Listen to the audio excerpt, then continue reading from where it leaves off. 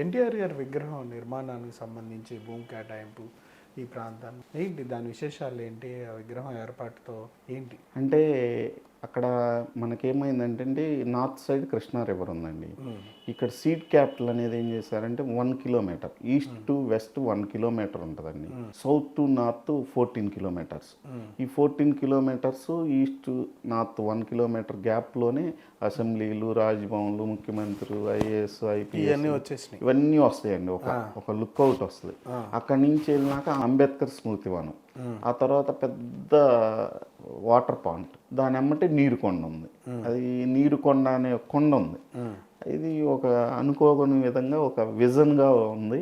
ఆ విజన్ ప్రకారం ఆ నీరుకొండ మీద ఒక ఎన్టీఆర్ స్టాచ్యూ, తెలుగు ప్రజల యొక్క స్ఫూర్తి ప్రదాత, తెలుగు ప్రజల యొక్క గుర్తింపు, మరి భారతదేశంలో తెలుగు ప్రజలకు గుర్తింపు తెచ్చినటువంటి వ్యక్తిగా, తెలుగుదేశం పార్టీ నాయకుడిగా కాకుండా నందమూరి తారక రామారావు గారు ఆంధ్రప్రదేశ్లో రాయలసీమ, తెలంగాణ అన్ని జిల్లాల్లో కూడా ఎటువంటి రాజకీయ కార్యకలాపాలు, రాజకీయ పార్టీ పెట్టకముందే ఎటువంటి ఇబ్బందులు వచ్చినా కూడా ప్రజల కోసం పనిచేసినటువంటి వ్యక్తి నందమూరి తారక రామారావు గారు.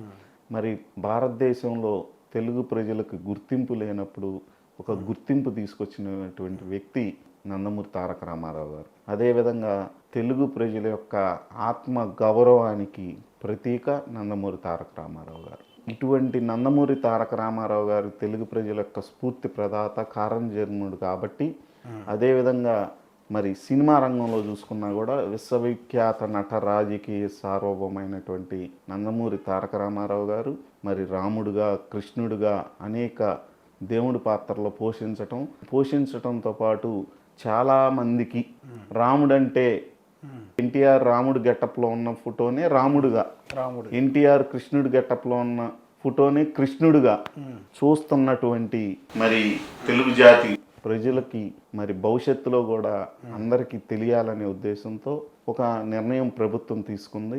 అది దిగ్విజయంగా ముందుకెళ్లాల్సిన అవసరం ఉంది.